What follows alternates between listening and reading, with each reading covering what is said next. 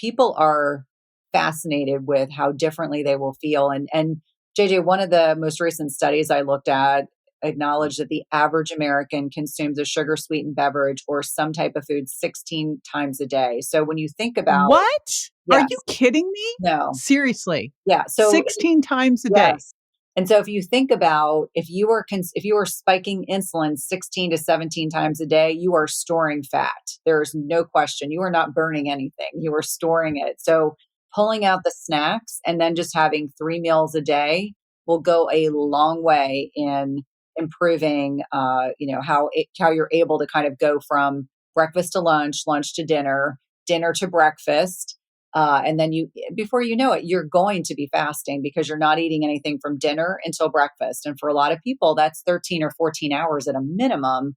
And then they get so confident because they realize, okay, I can do this. Like, this is manageable.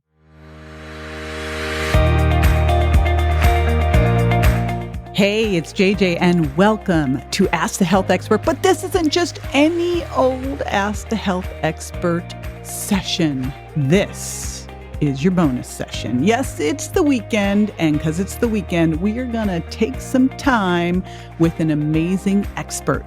So be on the lookout for these Saturday Ask the Health Expert bonus sessions where we're going to go deep into an amazing subject with an incredible expert to give you actionable items that you can put into your life. I am super excited to have Cynthia Thurlow back on the show. She is my go-to in intermittent fasting. She's a women's intermittent fasting expert. If you have not watched her TEDx talk, she's a 2-time TEDx speaker, but she has her second talk there on intermittent fasting. It's like, last time I checked, it's nearly at 8 million views. Like crazy. She's the founder of Everyday Wellness Project, an amazing podcast you'll want to dial into. We're going to put all this on the show notes too. Her TEDx talk, her podcast. She's a nurse practitioner, been one for over 20 years now. She's training others on how to do intermittent fasting. She's been all over the media as well. Gosh, ABC, Fox, KTLA, CW. She's been a medium and an entrepreneur.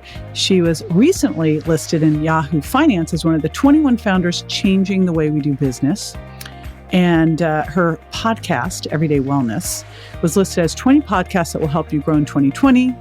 And that was by Entrepreneur. And then by Business Insider, 21 podcasts to expand your mind in 2021. So I love this episode. What I realized as I was doing this episode with Cynthia is that we just kind of need to do probably one episode with Cynthia at least once a month because there's so much information. She really is the go-to expert here for women's intermittent fasting. She's also providing her sleep strategies book and talks a lot about fasting and sleep. This is usually $29. She's giving it to us. You can get that at jjvirgin.com/fast sleep. So make sure you grab that, and I'll be back in just a minute with Cynthia.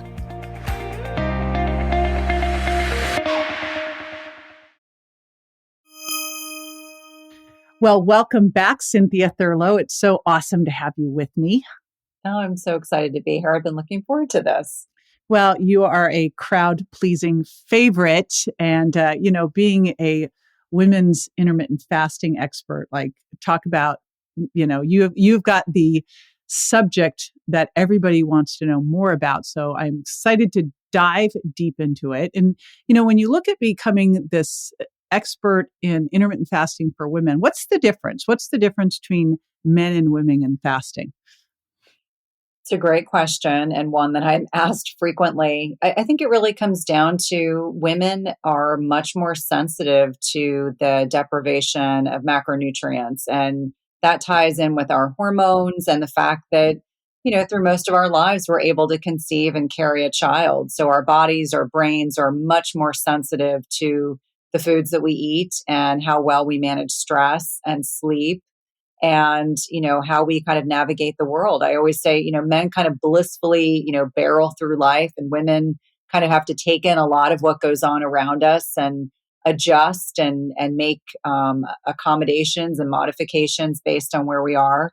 Obviously, women that are still cycling, women that are still able to conceive, have to be a little bit more savvy with intermittent fasting versus, women, when we go through menopause, I mean, we're more akin to men. It's reverse puberty. We have less circulating and fluctuating hormone levels in our bodies. So I sometimes find that menopausal women have the easiest time with integrating intermittent fasting into their lives versus cycling women. So I love reverse puberty. I've never heard that before.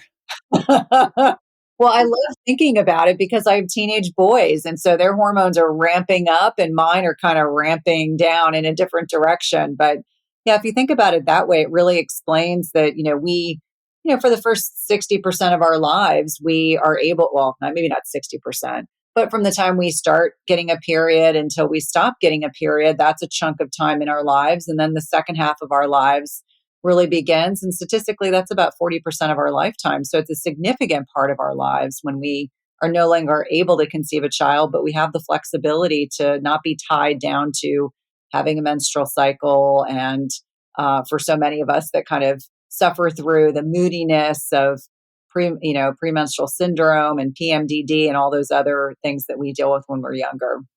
And just the pain in the butt factor of all of Oh, it. totally. you know, I was just telling someone the other day, I said, I remember being on a really amazing vacation with my husband, and I'm in an African country. And I think to myself, okay, my period came early. I'm in this bathroom at the airport. And I'm like, okay, this is going to be interesting. But yeah, the inconvenience factor of getting caught without expecting and being prepared for things like that could be a source of frustration for sure. yeah, understatement. So before we dive into the how to's, maybe we should talk about the why to's. Like, what are the big benefits of intermittent fasting? Why would someone want to do this?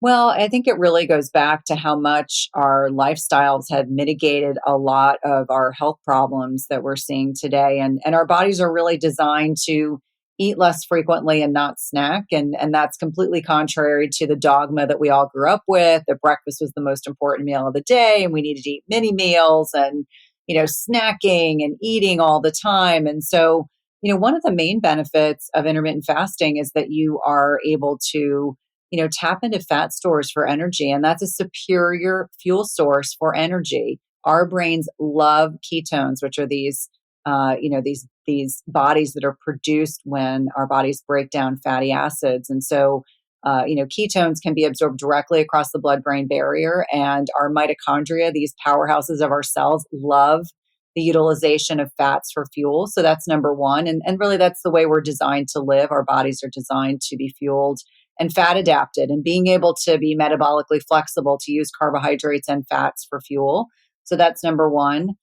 We recognize that, especially with escalating rates of obesity, diabetes, we get lowered fasting insulin levels. And so that can lower our risk for developing neurodegenerative disorders, things like type 3 diabetes, Alzheimer's, Parkinson's, lessens our likelihood of, going on to develop, frank diabetes if we're insulin resistant. And again, the lowered insulin levels provide, more, cognitive abilities. We're clearer mentally, and that's a huge benefit.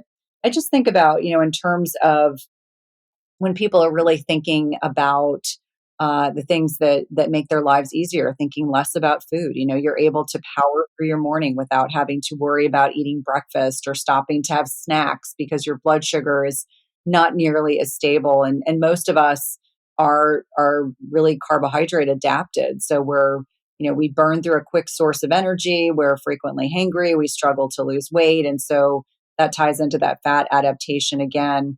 I also think about the fact that when we're not eating, we tap into a biological process called autophagy.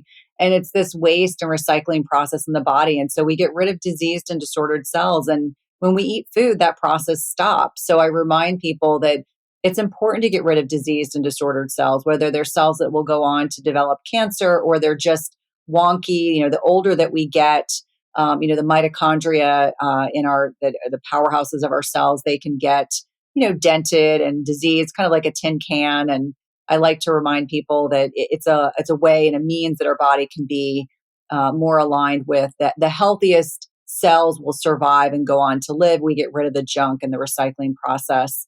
And for many, many people, by being fat adapted, by keeping their insulin levels low, suddenly their menstrual cycles are more regular. If they have polycystic ovarian syndrome, for example, oftentimes they start to have a weight loss is the side effect of intermittent fasting. They can get better balance between their sex hormones. For many people, fasting can, better align a lot of their, adrenal and thyroid issues that they can be mitigating.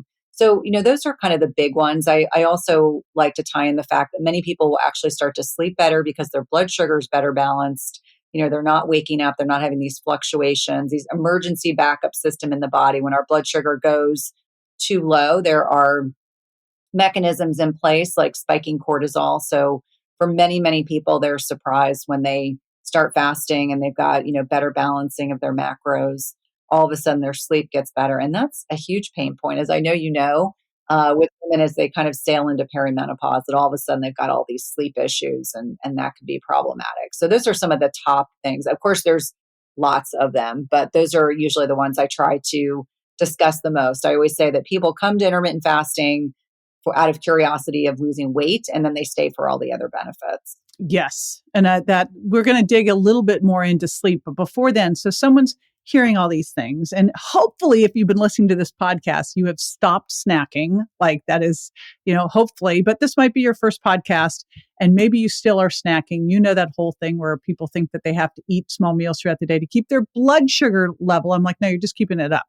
So someone right now is kind of eating the typical standard American diet of like breakfast, a snack, lunch, a snack, dinner, and then maybe even a snack before bed. I can't figure out why. How would they move from that to being able to successfully intermittent fast? Yeah, that's a great question. I generally recommend that people remove the snacks first. So that's step one, remove the snacks. And then really structuring your meals so that you're focused on protein and healthy fats predominantly and making those switches, adjusting those macronutrients, the two macronutrients that we know are most satiating, but remove snacks first, then proceed with adjusting your macros. And those two things alone, I think people are fascinated with how differently they will feel. And JJ, one of the most recent studies I looked at acknowledged that the average American consumes a sugar sweetened beverage or some type of food 16 times a day. So when you think about what? Are yes, you kidding me? no, Seriously. yeah. So 16 times a day. yes. And so if you think about if you are spiking insulin 16 to 17 times a day, you are storing fat. There's no question. You are not burning anything. You are storing it. So pulling out the snacks and then just having 3 meals a day will go a long way in improving, how you're able to kind of go from breakfast to lunch, lunch to dinner, dinner to breakfast. And then before you know it, you're going to be fasting because you're not eating anything from dinner until breakfast. And for a lot of people, that's 13 or 14 hours at a minimum. And then they get so confident because they realize, okay, I can do this. Like this is manageable. And so that's generally a good starting point. That makes a ton of sense. I'm still kind of floored by the 16 times. It's unreal. Yeah. Wow. Yikes. I wonder how much of that people don't even realize they're doing. I think it's the liquid calories. I think for so many people, they don't register the liquid calories because I have conversations with my kids about this all the time that, not so much my kids, but I know like the average teenager and they're out of the house, maybe not during COVID, but, during other times during the year or during other years for that matter. And, they're having a couple soft drinks, they have a couple fatty coffees, they have all these things that cumulatively over time, they just don't register 200 or 300 calories here and there. And, 40 to 60 grams of sugar can really derail a diet pretty fast.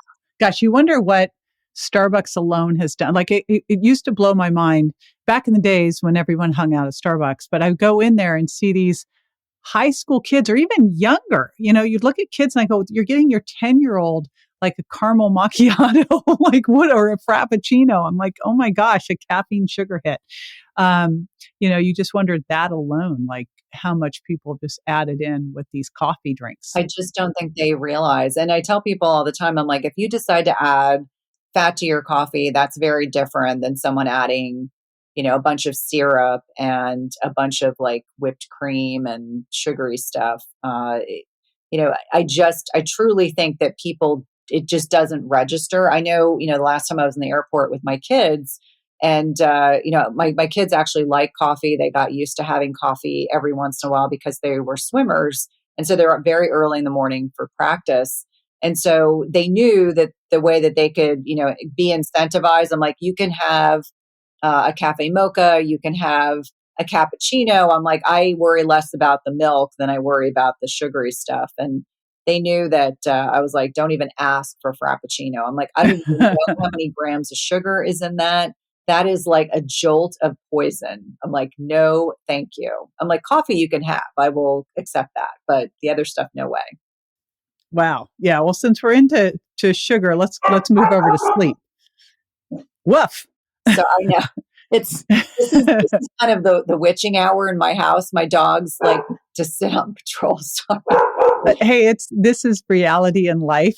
I'm just waiting. I remember we were doing a podcast and I didn't have a headphone in, so you could hear the dogs. So of course someone's dog's barking. So then Daisy had to chime in, and then it's like a barky party. So and I am completely by myself in my house. So usually what I do is I'll, like throw a pen to distract them. But the dog that's barking downstairs is too far away. I'm sorry, you had asked me a question when my dog and then the dogs went wild. Yes. I asked, so you said a little bit about this, and I think this is such a good one to bring up because, one of the biggest things that you hear about sleep is waking up at 2 or 3. Mm-hmm. So let's talk about how how does fasting help or hurt sleep? How does sleep help or hurt fasting? Like, how do they work together? Well, I usually look at it this way. If someone is already sleeping through the night and they add fasting and they stop sleeping through the night, okay, then I know it's probably the fasting that might be driving that. And the question is always, did you get your macros in? Do we need to change your macros in your last meal? Do we need to add some fats right before you go to bed? So just kind of thinking through things. So that's one separate issue. But I see a lot of middle-aged women, perimenopause, menopause, that have had crappy sleep for years and years and years. And then they start gaining weight. And then they're like, I want intermittent fasting to be the thing that's going to fix this for me. And so I remind everyone that sleep is foundational to our health. Ultimately, we have to find out why we're not sleeping and address that before we start adding in intermittent fasting, because our body perceives that as a stress. Stress is all about the benefits of stress. A little bit of stress is good. Too much is not a good thing. And so whether it's, cold exposure, infrared sauna, high intensity interval training, fasting, all of these things are hormetic stressors. So beneficial stressors in the right amount for the right person. So the first thing I think about when someone tells me I'm not sleeping through the night is, okay, we have to have sleep hygiene, much like when our kids are toddlers and little people, and we have to kind of get them, they had a bath and they got lavender rubbed on their feet and they've got a book read and they knew these are the things we do when it's getting ready for bed. And the same thing for women. And so, getting off of electronics, wearing blue blockers, making sure your room is cold and dark. And for everyone that's listening, my family knows that the air conditioning or heat is at 65 degrees or lower year round when I go to bed. And that's how I sleep really well. And so I always say everyone else bundles up and they just have accepted this is the way things are in my house. Because if I don't sleep well, I'm not a happy person. So making sure the room is cold and dark and ensuring that you've got some type of a ritual, like getting off electronics is a legit issue. The blue light that we get from electronics, whether it's our phone, our tablet, our computer, etc., the TV, will dysregulate the secretion of a hormone called melatonin. And if melatonin is suppressed, cortisol is up, and cortisol is going to tell our bodies it's time to party. So really being diligent about that. For a lot of people, there are specific adaptogenic herbs that I will recommend, things that are very calming to the central nervous system, like rhodiola or even relora, which is derived from magnolia bark, but really lovely. Maybe someone has some chamomile non-caffeinated tea before bed. Maybe they soak in magnesium or take magnesium supplements. And so sometimes those things alone can make a huge impact on sleep quality. And if that doesn't work, maybe that improves things, but people are still waking up, then we really have to dive into what are their macros like. Some people don't, frankly, eat enough food and their bodies wake up because their blood sugar drops. or, they've depleted their glycogen stores, their stored sugar because they're working out way too intensely, too much. The mindset for so long has been eat less, exercise more. And a lot of women take that to an extreme. They really restrict their calories. They really over exercise. Their adrenals get stressed out, and it's not a super sexy topic to talk about our adrenal glands. But as we kind of transition into middle age, our ovaries are producing less progesterone, and that, causes us to lean more on the adrenals. So if you're not managing your stress, and managing stress may look different for every one of us, but that means meditation and gratitude journaling, getting out in nature and exercising the right way. I'm sure, JJ, you talk a lot about this, but gone are the days of doing intense CrossFit 5 days a week. I mean, you can't do that. Your body will not be happy. And you may not get enough recovery to be able to, uh, allow your adrenal glands to really not be so stressed out. So managing stress is another really critical, important thing. I myself am a big fan of box breathing. When I'm in bed at night, if I wake up in the middle of the night, which thankfully doesn't happen very often, I will kind of get in this meditative box breathing, which will tap me back into my parasympathetic rest and repose side of my body. Walk us through box breathing. You're the second person that's mentioned it. And just for anyone listening, walk us through what box breathing is. Okay. So this is like super, super simple. You inhale for 4 seconds. You hold your breath for 4 seconds. You exhale for 4 seconds. And that will stimulate the vagus nerve, which is one of your cranial nerves. And that will kind of get you out of this fight or flight, where you're being chased by a saber-toothed tiger, and kind of get you into this rest and repose side. And I can almost guarantee everyone, if you do that for 4 or 5 sets, you will be much more calm. It's my trick when I get ready to talk on stage. It's my way of like controlling my, my not anxiety, but just that feeling like I get excited when I'm going to speak on stage. And so that's one of the ways I will also, if I wake up in the middle of the night and my mind's kind of racing and I'm thinking about all the things, it's like box breathing will get me out of that and I will fall back to sleep. So macros, stress management, a lot of people love melatonin. I don't love melatonin. And here's the thing. I've come to realize that most melatonin supplements really overshoot what our body can make intrinsically. So, you're trying to shoot a mouse with like an elephant gun. So instead of, intrinsically our bodies make way less than 1 milligram melatonin is secreted during the day or in the evening. And we're giving ourselves 3, 5, 10 milligrams. And people will say, well, I still wake up. And I'm like, that's right. You're overcompensating for a problem, and that may not even be what you need. So, really tiptoeing into this. Now, beyond that, I always say it's like peeling the onion. Sometimes people don't sleep because they have mold exposures in their house. I had one woman who is absolutely lovely, but had mold exposure in her house, hadn't slept for years and years and years. And it wasn't until she got her house tested for mold. So there are a lot of things that can mitigate. Obviously, that's more the minority, but you kind of start slowly and work forward. One of the things I also really like is a product called Calm Down, but it's an amino acid. It's GABA.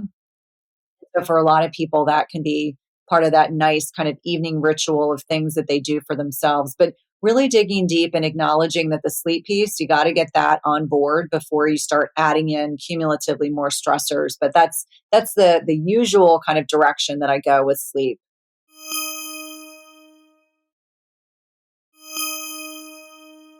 All right. So we've got the start out of all the benefits, and that women need to approach this differently than men. We're going to get a little bit more into the hormones, but you talk about clean fasting, because I think there's a lot of stuff out there, especially when we get into more keto of just like this. I'm like, whoa, what is all of this pork rind butter bacon diet going like? So when you look at, like, when you recommend these macros and focusing on protein and fat, what are typical meal recommendations for you when you think of clean fasting? Yeah, I mean, I'm a huge fan of animal-based protein. So whether it's like a fatty fish like tuna or salmon, I'm a huge fan of beef and pork and bison. I'm a huge bison advocate because it's like such a nice, clean protein. Chicken or poultry are really great options. And then I will always be thinking strategically about a healthy fat. For me, it could be butter on some broccoli. It could be extra virgin olive oil on my salad, or it could be some nuts that are tossed over a salad, but always very strategic. And if I kind of build my meals with animal protein, anywhere from 4 to 6 ounces, depending on what it is. I find things like salmon in particular are very satiating. So I don't need 6 ounces of salmon. I'm not sure I could finish all that. But 4 ounces of salmon or like 6 ounces of steak, I do really well with. Adding in some non-starchy vegetables, and then creatively thinking about fat sources. And the one thing that I think is really important, and why people get keto wrong, is it doesn't mean that you eat all the bacon in the world and all the cheese and all the nuts. Fats are more calorically dense. And although I'm not a calorie counter, I am a macro advocate.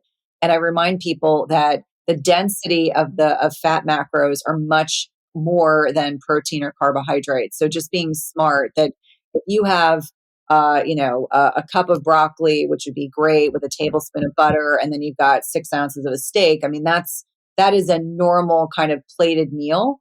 And that should be very satiating between the protein and the healthy fats and, some salt. I'm always an advocate of adding, high quality salt to my meals, but that should be very satiating. You should be able to finish that meal and walk away and not feel like your kitchen is beckoning to you, versus we're a very carbohydrate focused culture. If you have a big plate of pasta and you have a skimpy amount of protein on there and you load it up with cheese, I can guarantee your appetite, you're not going to be satiated. You're going to keep going back, keep wanting more.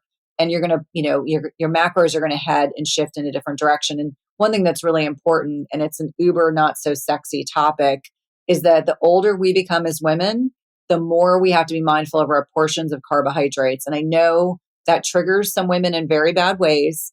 And obviously we're all individuals, but that means that you have to really shift your focus to protein and healthy fats. And I know you're a big advocate of fiber as well, and shifting away from, lots of pasta, lots of rice, lots of grains, lots of gluten, because that is not satiating. That is going to dysregulate your blood sugar, and you just can't get away with it. And that's the unfortunate effects of being middle-aged and beyond, is that you have to be more mindful of those things. I don't think it's just middle-aged anymore if you look around. And, it's funny. I had one of my sons, we've never had things like cereal in the house. Of course, they go to grandma's house and I'm like, great, mom, you just wrecked them, And one of my kids said, gosh, mom, I eat cereal and get hungry.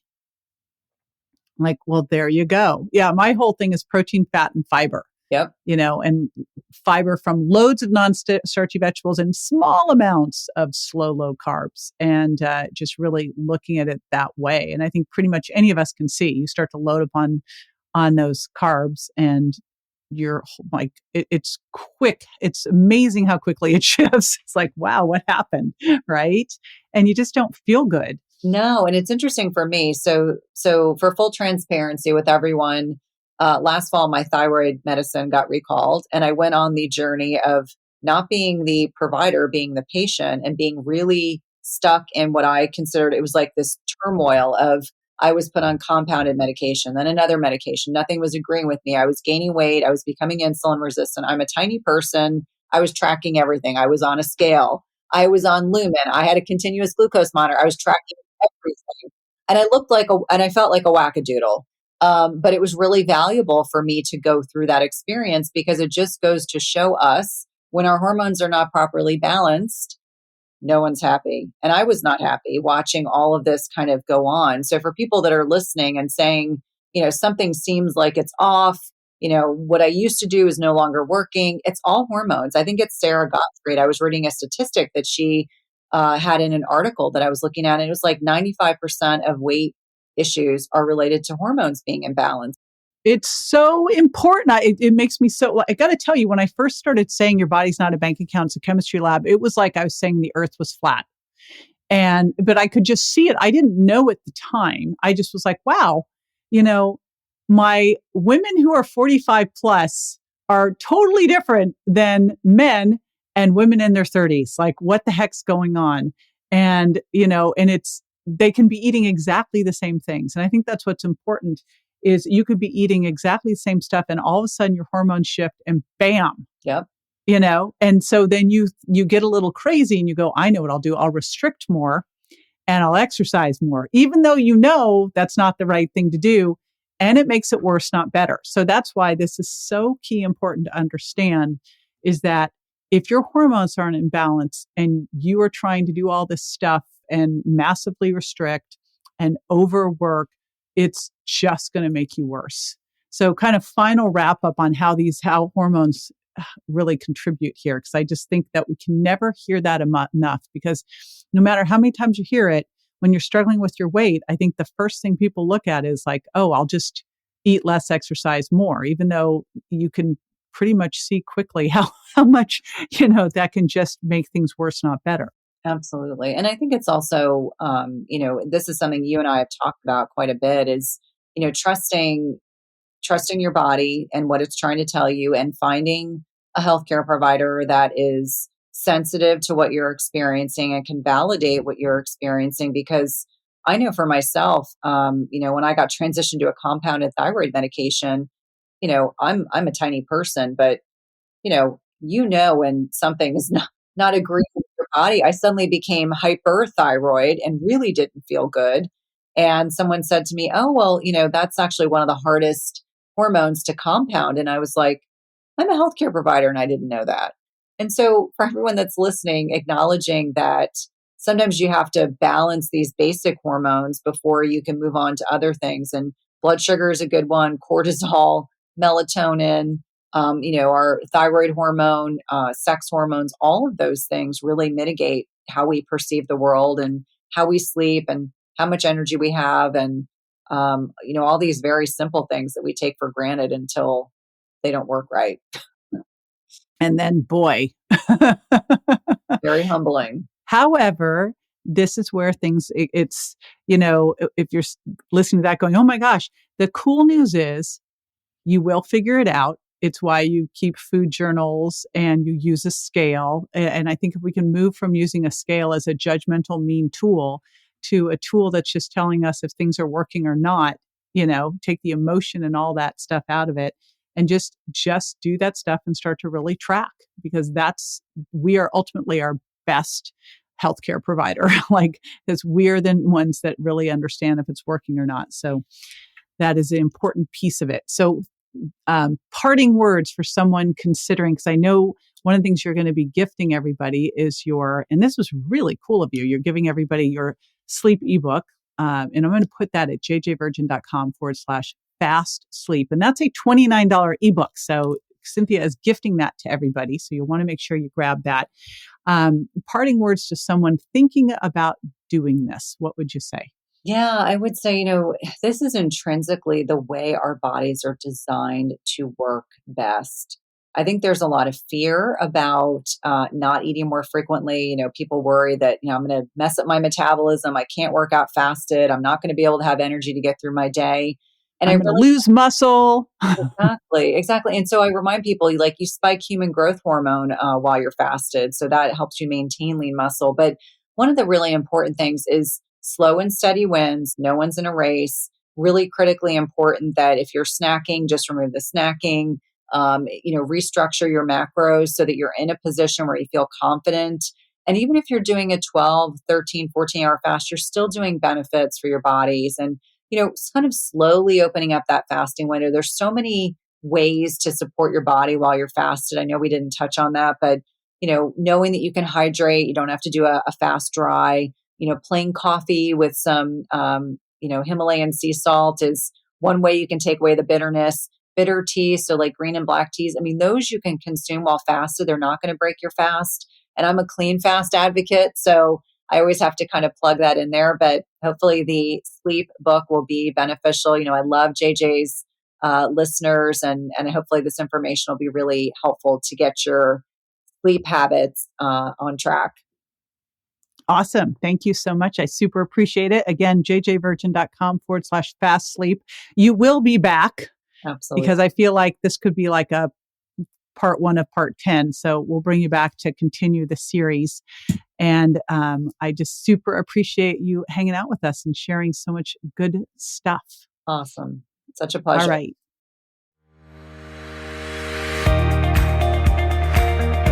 All right. I hope you loved that as much as I did. And make sure that you subscribe to jj.com. It's that easy. Just go to subscribe to jj.com so you don't miss these awesome deep dive bonus episodes. You know, I've got my weekly, everyday, daily Ask the Health Expert, and then I'm going deep with experts on the topics that you want to know more about. Of course, intermittent fasting is always one we get asked about a ton. And one more time, Cynthia's download of her Sleep Strategies $29 book is free for you being an audience member, jjvirgin.com/fast sleep. All right, be sure to subscribe so you don't miss an episode, and I'll see you next time.